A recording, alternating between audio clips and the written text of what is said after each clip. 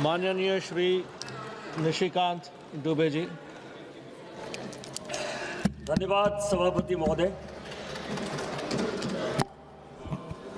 मैं इस देश के यशस्वी प्रधानमंत्री जी, जिनका कि सामाजिक जीवन में सबसे लंबा टर्म कल पूरा हुआ, 8,990 दिन जो है कल उन्होंने पूरा किया, 91 दिन कल उन्होंने पूरा किया, आज 8,992 दिन।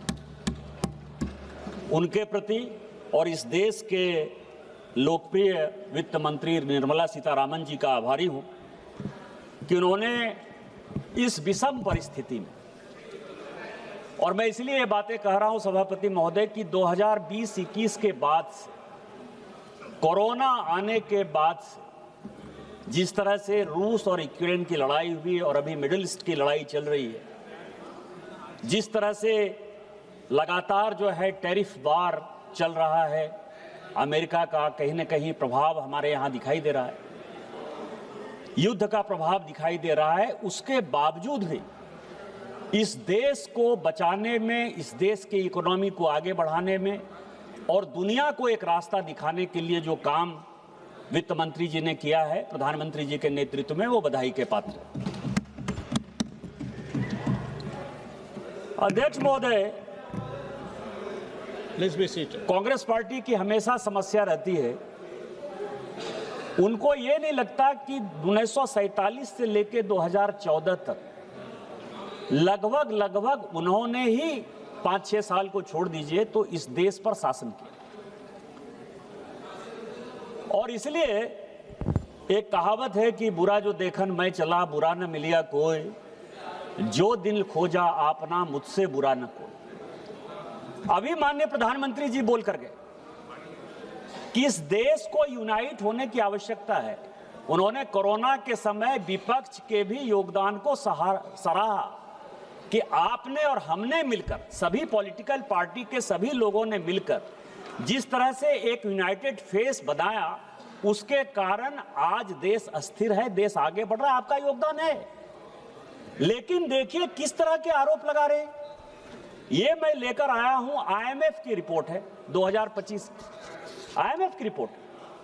ये कह रहे हैं कि अरविंद सुब्रमण्यम की बात करेंगे, कभी रघुराम राजन की बात करेंगे कि जीडीपी जो है आप इन्फ्लेट कर रहे हो।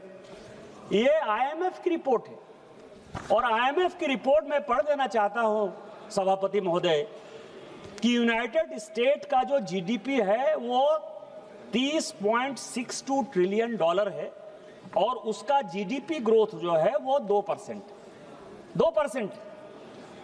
चाइना जो है उसकी इकोनॉमी 19.4 ट्रिलियन है और उसका जो जीडीपी ग्रोथ है वो 4.8%। और जर्मनी का 5 ट्रिलियन है, उसका जीडीपी ग्रोथ 0.2% है। और भारत जो अब चौथी अर्थव्यवस्था है, इसकी इकोनॉमी 4.53 ट्रिलियन है और इसका जीडीपी ग्रोथ 6.6%। आप दुनिया को झुठला रहे हो, आईएमएफ को झुठला रहे हो, वर्ल्ड बैंक को झुठला रहे हो। आपने कभी इन चीजों के बारे में सोचा है कि आप पार्लियामेंट में जब इस तरह की बातें करते हो उसका इंपैक्ट क्या जाता है दुनिया के बाजार में, दुनिया के आईएमएफ में, वर्ल्ड बैंक में, यूएस में, यूके में या अन्य देशों के साथ जिनके साथ हमारा व्यापार है, उनके सामने क्या जाता है कि भारत में तो विपक्ष का एक नेता उठकर बोला कि इनका डाटा ही फोर्स्ड है जी, इनका डाटा ही फोर्स्ड है। डाटा तो आपका फोर्स था। कभी आपने देखा कि 2008-9 में जिस तरह के हालात आपने पैदा किए, मैं स्टैंडिंग कमेटी फाइनेंस का सदस्य रहा सभापति महोदय, 2010 में इनका जीडीपी ग्रोथ 2.3%, 2011 में 3.2%, 2012 में 2.7%, 2013 में 3.4%। और जब इनको लगा कि इकोनॉमी की ये हालत रही तो हमारा क्या होगा, क्योंकि अटल जी छोड़कर गए थे तो उस वक्त हमारी इकोनॉमी 9% पर बढ़ रही थी। जब 2004 में अटल जी छोड़कर गए तो इन्होंने जो है जीडीपी का जो मापदंड था उस मापदंड को पलटकर किसी तरह उसको 5% कर पाए 2014-15 के। आप अपनी तरह ही लोगों को समझते हो। इसी तरह से हम चौथी अर्थव्यवस्था बने और 2027 में जो माननीय प्रधानमंत्री जी और वित्त मंत्री जी का टारगेट है कि हमको तीसरी अर्थव्यवस्था बनना है, क्या इसी तरह के फोर्स डाचे से बन पाएगा? कभी तो शर्म करिए। आज जो है पेट्रोल डीजल की बात कर रहे हैं, मैं इस सदन के माध्यम से, चूंकि मैं इस पर चर्चा कर चुका हूं और मैं फाइनेंस बिल पर ही आऊंगा, मैं चर्चा करना चाहता हूं सर कि आप जो है आपने इस देश की इकोनॉमी को किस आधार पर छोड़ा और माननीय वित्त मंत्री जी ने या हमारी सरकार ने किस तरह से आगे किया। पेट्रोल डीजल के दाम बढ़ रहे थे, 2011-12 के बाद बेतहाशा पेट्रोल डीजल के दाम बढ़ गए। आपने जो है दुनिया भर में चुनाव जीतने के लिए, पूरे राज्य में चुनाव जीतने के लिए ये कहा कि हम पेट्रोल, क्योंकि लेफ्ट का बहुत असर था आपके ऊपर, कि हम पेट्रोल डीजल के दाम नहीं बढ़ाएंगे। उन्होंने क्या किया सर? उन्होंने एक ऑयल बॉन्ड स्टार्ट किया, ऑयल बॉन्ड, जिसका कि कंपनसेशन हमको 5 साल के बाद, 7 साल के बाद, 10 साल के बाद, 12 साल के बाद, कल मैंने अखबार पढ़ा कि 12 साल के बाद भारत सरकार में मोदी जी के भरोसे आप कर्जा बढ़ा के दर्जा जो है आपने बढ़ा दिया, कर्जा लेके दर्जा बढ़ा दिया। गोल्ड बॉन्ड जो है आपने 50,000 करोड़ का जो है गोल्ड बॉन्ड हमारे भरोसे डाल दिया, प्राइवेट पार्टी को गोल्ड बॉन्ड दे दिया, उसको इंटरेस्ट आपने 8% से देके 10% दे दिया। क्या आप कर रहे हो? आज हम क्या कर रहे हैं? आज मैं आपको एक डाटा बताना चाहता हूं सर कि दुनिया क्या हो रहा है। यूएस अपने आप को नंबर 1 इकोनॉमी मानता है और हमने भी जो जीडीपी बढ़ा वो बढ़ा।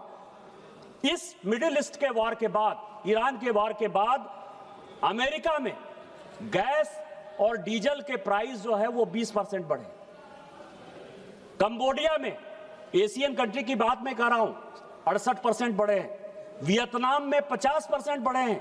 सिंगापुर जो कि एशिया का सबसे बढ़िया इकोनॉमी माना जाता है, 16% बढ़े हैं। दुबई जो वर्ल्ड का सेफेस्ट सिटी माना जाता था सर, वहां 23% बढ़ा है। पाकिस्तान में तो 4 दिन का छुट्टी हो गई, 4 दिन का काम होता है, 3 दिन छुट्टी हो गई सर। स्कूल कॉलेज बंद हो गए और वहां जो है 30% बढ़ा है। और यदि हमने नहीं बढ़ाया तो आपको क्या लगता है कि चुनाव के लिए नहीं बढ़ाया? मोदी जी जो है चुनाव के लिए काम करते हैं। हमने यदि आम जनता को राहत दी है, यदि हमने पेट्रोल डीजल के दाम नहीं बढ़ाए हैं, यदि हमने गैस के दाम नहीं बढ़ाए हैं, यदि हम पूरी दुनिया से, जैसे कहा कि पहले 27 देशों से हम सोर्स करते थे पेट्रोल डीजल और गैस को, आज हम 41 देशों से सोर्स कर रहे हैं और जहां भी सस्ता मिलेगा वहां हम जाएंगे और वहां हम आम जनता को जो है सस्ते दर पर पेट्रोल डीजल ये करेंगे, उसको बढ़ाई करने के बदले आप उसकी शिकायत कर रहे हैं। आपको इस बजट में कुछ दिखाई नहीं दे रहा है। अब इस बजट की जो मुख्य बातें हैं सर फाइनेंस बिल की, क्योंकि आज मैं कोई पॉलिटिकल चर्चा नहीं करना चाहता, आज मैं केवल और केवल वित्त विधेयक पर चर्चा करना चाहता हूं। सबसे पहला जो आम जनता के लिए ये सरकार सबका साथ, सबका विश्वास, सबका प्रयास, सबके सद्भाव के लिए है सर। सबसे पहले जो है, जब भी चुनाव का समय आता था या जब भी हम पार्लियामेंट में जीत कर आते थे तो आम जनता को लगता था कि हमारा टैक्स का जो पर्सनल टैक्स का एग्जम्पशन है वो 4 लाख हो जाएगा कि 5 लाख हो जाएगा कि 6 लाख हो जाएगा कि 7 लाख हो जाएगा। पिछले साल, और मैं आपको बताऊं कि माननीय प्रधानमंत्री जी और माननीय श्री निर्मला सीतारामन जी ही इस तरह का काम कर सकती थी। अनएक्सपेक्टेडली, किसी को कुछ नहीं पता था, 12 लाख रुपए का टैक्स एग्जम्पशन हमने किया और उसको अभी हमने फिर से कंटिन्यू। हम रोज यहां चर्चा करते रहते हैं सर, इस टैक्स फाइनेंस बिल में रोज चर्चा करते हैं कि हम जो है, और गडकरी जी बराबर बोलते रहते हैं कि दुर्घटना हो जाती है, एक्सीडेंट हो जाता है, लाखों लोग जो है प्रत्येक साल मारे जाते हैं। यहां चर्चा करके उसकी छुट्टी पा लेते हैं। लेकिन जो हमारी सेंसिटिव गवर्नमेंट है उसने इस बार क्या सर, 1988 का जो मोटर व्हीकल एक्ट है उसमें संशोधन करके कहा कि जिनको भी कंपनसेशन इंश्योरेंस का मिलता है उसमें कोई टैक्स डिडक्ट नहीं होगा। ये आम लोगों के लिए नहीं है। कौन मरते हैं? स्कूटर वाले, साइकिल वाले, रिक्शा वाले, पैदल चलने वाले, पटरी पर सोने वाले, यही लोग तो मरते हैं ना सर। उसके लिए कौन काम कर सकता है? इसके लिए कभी आपने, हम वोट की चिंता नहीं करते हैं, हम आम गांव गरीब की चिंता करते हैं, इसीलिए काम किया हमने सर। दूसरा सवाल यह है कि अब कई एक लोगों को एक सिस्टम हो गया है सर कि बाहर रहना है। कई एक लोग रोजगार के लिए गए, कई एक लोग जो है टैक्स बचाने के लिए गए, किसी कारण से गए, लेकिन उनके आधा परिवार बाहर है सर, आधा परिवार अंदर है। कई एक संपत्तियों में जो है उनका अधिकार है। मैं आपको बताऊं कि रेसिडेंट इंडिविजुअल जो हिंदू अनडिवाइडेड फैमिली है, उसके लिए इस फाइनेंस बिल में हम बहुत बड़ी राहत लेकर आए हैं। जो विदेशों में इतने बाहर के लोग रहते हैं और जो हमको रेमिटेंस भेजते हैं, उनके लिए इससे बड़ा काम जो है माननीय वित्त मंत्री नहीं कर सकते थे। इसके लिए ये बधाई की पात्र है। इसके बाद लैंड एक्विजिशन एक्ट लेकर आ गए सर। खूब लंबा चौड़ा भाषण देते हैं कि लैंड एक्विजिशन एक्ट है, राइट ऑफ फेयर कंपनसेशन है, 4 गुना देते हैं। सारे उद्योग धंधे किस तरह से चल रहे हैं वो उस पर मैं नहीं जाना चाहता सर। लेकिन लैंड एक्विजिशन एक्ट में जो छोटे लोग हैं, जो सीमांत लोग हैं, उनका जो जमीन जाता था और उसका जो कंपनसेशन मिलता था, उस कंपनसेशन में सर वो उनको टैक्स देना पड़ता था। मैं माननीय वित्त मंत्री जी का पुनः बधाई देना चाहता हूं कि उन्होंने इस बार जो है जो राइट ऑफ फेयर, जिसका कि मतलब जमीन जाएगा, जिनका जमीन एक्वायर किया जाएगा, उसमें से जो है टैक्स उन्होंने एग्जेम्प्ट कर दिया। इससे बड़ा बात गरीबों के लिए, क्योंकि ये भारत में सर 92% लोग जो है वो सीमांत किसान हैं, जिनके पास 2 कट्ठा, 4 कट्ठा, 5 कट्ठा, 10 कट्ठा, 1 बीघा, 1 एकड़, 2 एकड़, इससे ज्यादा जमीन नहीं है सर। 92% जो किसानों की बात करते हैं, उन किसानों के लिए मैं कह सकता हूं कि जो माननीय प्रधानमंत्री जी भी बोल कर गए कि ये किसानों के लिए समर्पित सरकार है। यदि फर्टिलाइजर का दाम 3000 है पूरे दुनिया में, तो हम 300 रुपया में बोरी देते हैं। उतना ही नहीं, यदि उनका जमीन हम एक्वायर कर रहे हैं तो उसमें भी भारत सरकार ने टैक्स जो है खत्म करने का प्रावधान किया। इसके लिए बधाई के पात्र है। इसके बाद सर जो बाहर लोग रहते हैं सर, कई एक लोग विद्यार्थी के तौर पर जाते हैं, कई एक लोग काम करते हैं। बेनामी ट्रांजैक्शन एक्ट 1986-87 में माननीय राजीव गांधी जी लेकर आए, लेकिन हो सकता है कि अपने दोस्तों के लिए, मित्रों के लिए उनको समझ में आ रहा होगा कि ये बड़ा खराब एक्ट लेकर आ गए, यदि इससे होगा तो अपने दोस्तों को जो है समस्या हो जाएगी। आपको आश्चर्य होगा सर कि 86-87 में लागू किया हुआ बेनामी ट्रांजैक्शन एक्ट 2017-18 तक, जब तक कि हमारी सरकार नहीं आई सर, 30 साल तक उसका कोई कानून नहीं बना। पार्लियामेंट ने पास कर दिया। ऐसा कभी आपने सुना था सर कि कोई एक्ट पास हो जाए और वो एक्ट लागू नहीं हो? हमारी सरकार आई, उसने बेनामी ट्रांजैक्शन एक्ट में कुछ संशोधन के साथ उसको लागू किया। इसके बावजूद भी हमने एक रास्ता दिया कि आप जो है जितने फॉरेन के एसेट हैं, जितने बाहर आप पैसा यहां से लेके गए हो, आप उसको डिस्क्लोज करो। उसमें कई एक लोगों ने डिस्क्लोज किए, कई एक लोगों ने डिस्क्लोज नहीं किए। किसी का पनामा पेपर में आया, किसी का भंडारा पेपर में नाम आया, उसका तो केस अलग से चल रहा है सर, क्योंकि ये सरकार ऐसी है कि ना खाऊंगा ना खाने दूंगा। लेकिन इस बजट में जो छोटे लोग जिनका 1 करोड़ से नीचे, यदि मान लीजिए कि कोई फॉरेन एसेट है और उन्होंने डिक्लेयर नहीं किया, उसको भी एक एमनेस्टी स्कीम में जो लोग हैं उनको कोई टैक्स वाले परेशान नहीं करें। आपको अभी भी मौका हम दे रहे हैं, आप आइए, डिस्क्लोज करिए, इसको ले जाइए। क्या इसके लिए आप बधाई का पात्र नहीं बनाएंगे? क्योंकि बड़े लोगों के खिलाफ हमारी सरकार है। यदि आप टैक्स जो है चोरी करके देश के बाहर जाओगे तो हम नहीं छोड़ेंगे। लेकिन यदि कोई छोटे लोग हैं, उन छोटे लोगों के लिए ये बड़ा काम इन्होंने किया सर। इसके बाद सर जो कॉर्पोरेट टैक्स है, अब क्या है कि विकसित भारत 2047 बनना है। हम ये कह रहे हैं कि 2047 में हम पहले या दूसरे नंबर की इकोनॉमी होंगे, क्योंकि जर्मनी तो 5 ट्रिलियन पर है, हम 4.53 पर हैं, तो मुझे लगता है कि 2027 में हम तीसरी इकोनॉमी हो जाएंगे। हमारा जो मुकाबला है वो चाइना के साथ है, जो अभी लगभग 20 ट्रिलियन के आसपास है, और उसके बाद अमेरिका जो है 30 ट्रिलियन के आसपास है। हम एक टारगेट बनाए हुए हैं कि 2047 में हम लगभग 40 से 50 ट्रिलियन तक पहुंचे, नंबर 1 नंबर 2 की स्थिति में पहुंचे। इसमें जो मेक इन इंडिया का एक नारा है कि हम यहां के प्रोडक्शन बनाएंगे, यहां के लोगों को रोजगार देंगे, यहां का डेवलपमेंट करेंगे, उसमें जो विदेश के लोग आएंगे या अपने लोग जो इन्वेस्ट करेंगे, उनका मुकाबला एशिया में किससे है सर? चाइना जो है, चाइना में हम सुनते हैं कि बड़ी R&D हो रही है, बड़े उद्योग धंधे आ रहे हैं। वैसे चाइना से भी माननीय वित्त मंत्री जी कई एक चीजें खींच कर लेकर आ गई हैं, जैसे कि मोटर के प्रोडक्शन। अब FTA जो हमने साइन किया है सर, उसमें मोटर का प्रोडक्शन हमारे यहाँ होगा। हम यहाँ मोबाइल के सबसे बड़े एक्सपोर्टर हो गए हैं। लेकिन हमारा मुकाबला किससे है? चाइना में टैक्स है या नहीं है, दुनिया में कोई नहीं जानता सर। सिंगापुर जो एक देश है, वहां टैक्स मुश्किल से 15 से 16%, 17% है। दुबई जो है, कई एक जगह टैक्स है, इनकम टैक्स है, कई एक जगह कॉर्पोरेट टैक्स है, टैक्स नहीं भी है, मतलब 7-8% के आसपास है। यदि अपने को इन्वेस्टमेंट अट्रैक्ट करना है तो सबसे पहला काम क्या होगा? सबसे पहला काम क्या होगा कि जो बिजनेसमैन है उनको एक ऐसा साधन दे। मैं इसलिए कह रहा हूं कि एक सरकार हमने देखी सर 2011 में, जो कि सुप्रीम कोर्ट ने वापस कर दिया, कि वोडाफोन एसआर का जो है टैक्स का रिटर्न का बात आने लगा, तो इसी पार्लियामेंट में, चूंकि उस पार्लियामेंट का मैं सदस्य था सर, रेट्रोस्पेक्टिव टैक्स लेके आ गए। पूरी दुनिया में कहीं भी पीछे से टैक्स नहीं लगता है सर। इसीलिए कि जो इन्वेस्टमेंट होता है, इन्वेस्टर को यह पता होता है कि हम जो काम करने वाले हैं या अपना पैसा लगाने वाले हैं उसमें क्या टैक्स मिलेगा। इन्होंने जो है 2011 में रेट्रोस्पेक्टिव टैक्स लेकर आ गए, जिसके कारण पूरी दुनिया में 2G हो गया, 3G हो गया, कोलगेट हो गया, इतने इतने स्कैम हो गए। उसके बाद इस तरह का जो गब्बर सिंह टैक्स आ गया सर, इस टैक्स ने ऐसी हालत कर दी कि बाहर के लोग हमारे यहां इन्वेस्ट करने से मना कर दिए। जब हमारी सरकार आई तो माननीय मोदी जी ने एक आश्वासन दिया कि हम जो आज आपको टैक्स दे रहे हैं, कोई रेट्रोस्पेक्टिव टैक्स नहीं होगा, जो भी टैक्स होगा वो प्रोस्पेक्टिव टैक्स होगा। और कॉर्पोरेट के लिए आपको ध्यान हो कि 2016-17 का यदि बजट आप ध्यान देंगे तो हमने जो है कॉर्पोरेट टैक्स को जो है 27-28% पर ला दिया, क्योंकि हमको कंपीट एशियन कंट्री से करना है और उसमें आगे बढ़ाना है।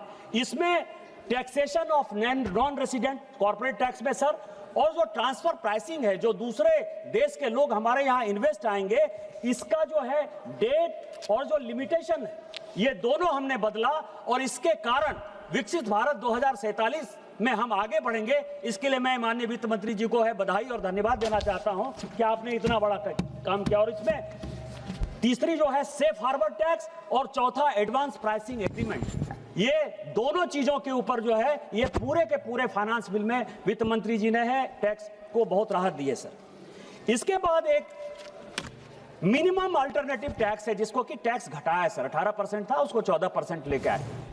अब मिनिमम अल्टरनेटिव टैक्स ये था सर कि कई एक इंडस्ट्री ऐसी थी जिसको कि राजीव गांधी जी, माननीय राजीव गांधी जी टाइट करना चाहते थे। उनको लगता था कि ये पैसा कमा रहा है, कांग्रेस पार्टी को पैसा दे रहा है कि नहीं दे रहा है, देश में पैसा नहीं दे रहा है, टैक्स नहीं दे रहा है। तो 87 में ये जानने का सवाल है, मतलब इतिहास समझिए कि मिनिमम अल्टरनेटिव टैक्स कब आया। मिनिमम अल्टरनेटिव टैक्स ये है कि आपको प्रॉफिट कितना हो रहा है नहीं हो रहा है, लेकिन आपको मिनिमम इतना टैक्स भारत सरकार को देना पड़ेगा। ये मिनिमम अल्टरनेटिव टैक्स का सीधा सीधा छोटा सा मतलब है। मिनिमम अल्टरनेटिव टैक्स सर 1987 में इसी पार्लियामेंट ने पास किया।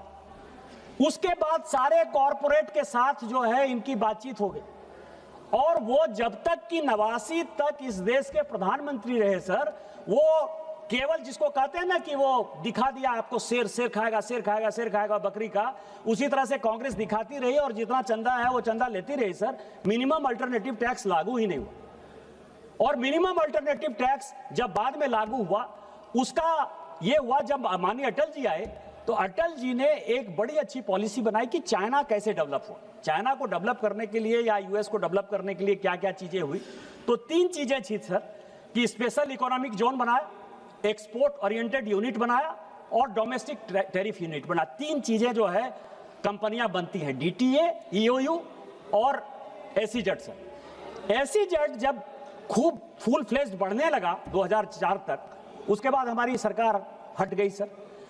एसीजेड पर विशेष तौर पर माननीय चिदम्बरम जी ने मिनिमम अल्टरनेटिव टैक्स लगा दिया। इसके कारण आप समझिए कि पूरा का पूरा जो एसीजेड का जो कॉन्सेप्ट था वो पूरा का पूरा खत्म हो गया। और इस मिनिमम अल्टरनेटिव टैक्स के कारण हम बहुत ज्यादा आगे नहीं बढ़ पा रहे। इस पर rationalisation of minimum alternative tax इतने वर्षों के बाद माननीय वित्त मंत्री जी लेकर आई हैं, इसके लिए क्या हम बधाई नहीं देंगे? क्या 2047 विकसित भारत बनाने के लिए यदि हम कॉर्पोरेट को आगे बढ़ाने के लिए, रोजगार को आगे बढ़ाने के लिए, किसी कंपनी को आगे बढ़ाने के लिए, कंपनियां जब तक नहीं आएंगी, जब तक हमारे यहाँ इन्वेस्टमेंट नहीं होगा, तब तक हम रोजगार कैसे देंगे, टैक्स कैसे देंगे, लोगों का विकास कैसे होगा? आज सारे सांसद जो है सीएसआर के बारे में चर्चा करते रहे सर।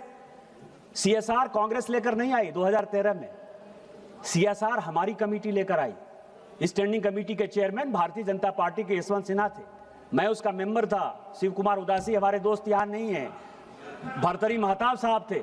हम लोगों ने, गुरदास दास गुप्ता सीपीआई के थे सर, वो अब नहीं है।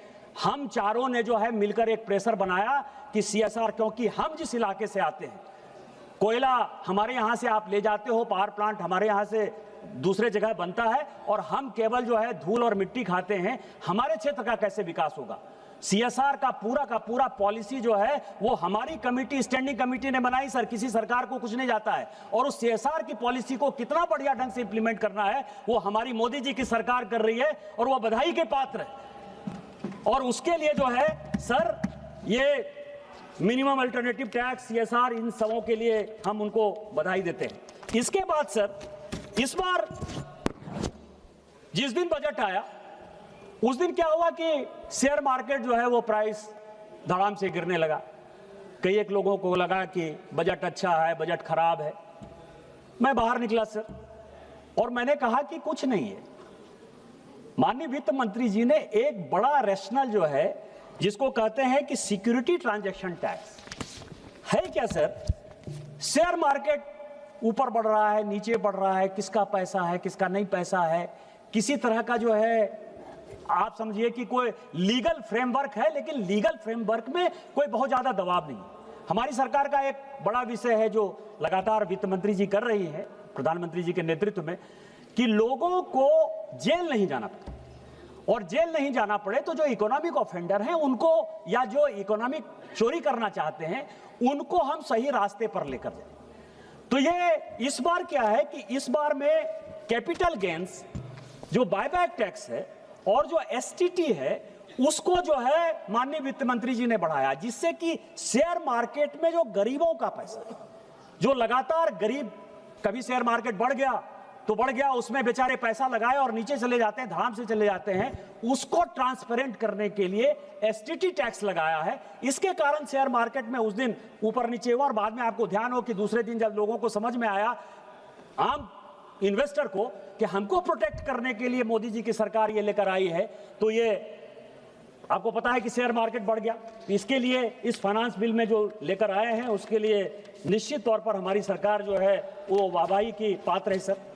इसके बाद जो एक नया सिस्टम आया है सर, वो चैरिटेबल ट्रस्ट इंस्टीट्यूशन है। बाढ़ है चैरिटेबल ट्रस्ट का, स्कूल चैरिटेबल ट्रस्ट में, हॉस्पिटल चैरिटेबल ट्रस्ट में, कॉलेज चैरिटेबल ट्रस्ट में।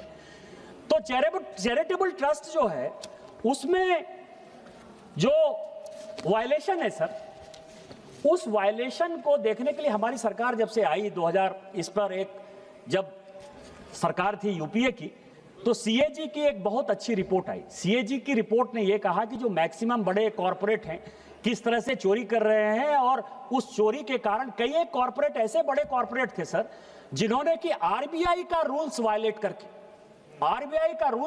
करके 4000 5000 करोड़, कोई येल यूनिवर्सिटी को दे रहा है, कोई ऑक्सफोर्ड यूनिवर्सिटी को दे रहा है, कोई हार्वर्ड यूनिवर्सिटी को दे रहा है, और जो ब्यूरोक्रेट के बच्चे हैं, जो पॉलिटिशियन के बच्चे हैं, वो कैसे एडमिशन लेंगे, उसके लिए सीट रिजर्व करने की बात थी। ऐसे ही जो है लाइजनिंग चल रहा था। हमारी सरकार ने चैरिटेबल ट्रस्ट के लिए 2016-17 के बाद धीरे धीरे जो है एक अच्छा परिवर्तन किया, बड़ा कानून लाया, और उसको कैसे हम और स्ट्रीमलाइन करेंगे, इस फाइनेंस बिल में जो है वो वित्त मंत्री जो है उसको लेकर आई है। इसके बाद जो अमेंडमेंट है सर, वो टीडीएस का है। टीडीएस क्या है कि जब से टीडीएस लागू हुआ और जब से माननीय वित्त मंत्री जी टीडीएस कर रही है, अच्छे कर रही हैं, इसमें मैं आपको बताऊं कि जैसे एक टीडीएस जो है करंट रेट 5% का था तेंदुपत्ता पर, उसको 2% पर लेकर आई। हम बिल लेकर आए, हम ये सोचते हैं कि आदिवासियों को, दलितों को, शोषितों को, वंचितों को, उनको रोजगार दें, या जो वन क्षेत्र में जो लोग रहते हैं, वो जो तेंदुपत्ता जिसे कि बीड़ी बनती है, वो जब लेकर आते हैं तो उनको ज्यादा से ज्यादा हम पैसा दें, ट्रांसपेरेंट तरीके से दें, और उसमें ब्लैक मार्केटिंग नहीं हो। इस कारण से जो है उन आदिवासियों को राहत देने के लिए, गरीबों को राहत देने के लिए हम जो है उस तेंदुपत्ता के इसको 2% पर लेकर आए। अभी जो एक नया बिजनेस है सर स्क्रैप का, कोई भी चीज होगा हम स्क्रैप बेच रहे हैं, स्क्रैप बेच रहे हैं, स्क्रैप बेच रहे हैं। बाढ़ आ गई है, उसका कोई कंट्रोल सिस्टम जो है धीरे धीरे माननीय वित्त मंत्री जी को लगा, तो स्क्रैप पर जो करंट रेट 1% था उसको हमने 2% पर बढ़ाया सर। इसके अलावा आपको पता है कि हम प्राइवेटाइजेशन पर गए, हम कमर्शियल माइनिंग की तरफ जा रहे हैं। तो जो मिनरल्स, कोल, लिग्नाइट, आयरन ओर, ये सब का जो एक बड़ा है, और मैं जिस राज्य से आता हूं सर, उसमें सुप्रीम कोर्ट के जजमेंट के बाद माननीय वित्त मंत्री जी, मैं आपसे आग्रह भी करूंगा कि ये जो रॉयल्टी सेस का मामला जो सुप्रीम कोर्ट ने राज्यों को छोड़ दिया है, इसमें क्या हो रहा है कि जैसे झारखंड जैसे राज्य में, अभी तो उड़ीसा में लागू नहीं हुआ, छत्तीसगढ़ में लागू नहीं हुआ, मध्य प्रदेश में लागू नहीं हुआ क्योंकि हमारी सरकार है, लेकिन झारखंड में यह लागू कर दिया। तो झारखंड में लागू करने से क्या होगा कि जो अभी जैसे एनर्जी सिक्योरिटी में अपने को दिखाई दिया कि अल्टीमेटली कोयला जो है वही बचाव का साधन। यदि पावर, जैसे अभी गर्मी का दिन है और यूएस ने और चाइना ने दोनों ने जो है जो एनवायरमेंट के जो विषय थे उसको जो है जो जीरो एमिशन का जो 2070 का टारगेट था, आपको पता है कि ट्रंप साहब ने आकर उसको सबसे पहले कह दिया कि ये केवल यूरोपियन कुछ कंट्रीज का जो है ये धता है और ये अपने को कमजोर करता है। उसमें मैं आपको बताऊं कि इस सुप्रीम कोर्ट के इस टैक्स के कारण सबसे ज्यादा यदि कहीं नुकसान होगा तो हमारे यहां होगा, क्योंकि 450 रुपया पर टन उन्होंने टैक्स लगा दिया है, क्योंकि उनको पैसा देने के लिए कुछ नहीं है। और दूसरा जो हो रहा है सभापति महोदय, मैं आपके माध्यम से वित्त मंत्री जी को कहूंगा, दूसरी जो बातें हो रही हैं कि मान लीजिए कि आप व्हाइट में जो है प्रॉपर ढंग से टैक्स देकर 1 ट्रक ले जाओ और 3 ट्रक जो है आप चोरी करके ले जाओ।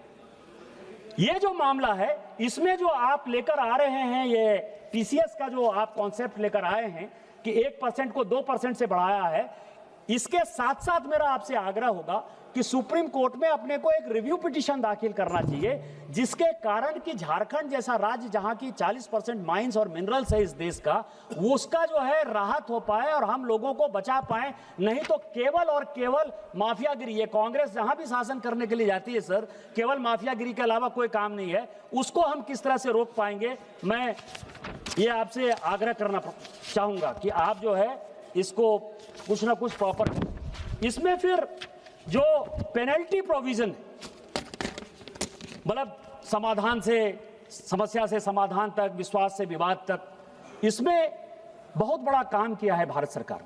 भारत सरकार ने वर्षों में, और माननीय वित्त मंत्री जी ने इसको बड़े अच्छे ढंग से लिया। आपको आश्चर्य होगा सर, सीएजी की कितनी रिपोर्ट आएगी, 5,000 का केस है, 10,000 का केस है, 20,000 का केस है, वो केस 30 साल से चल रहा है, 40 साल से चल रहा है।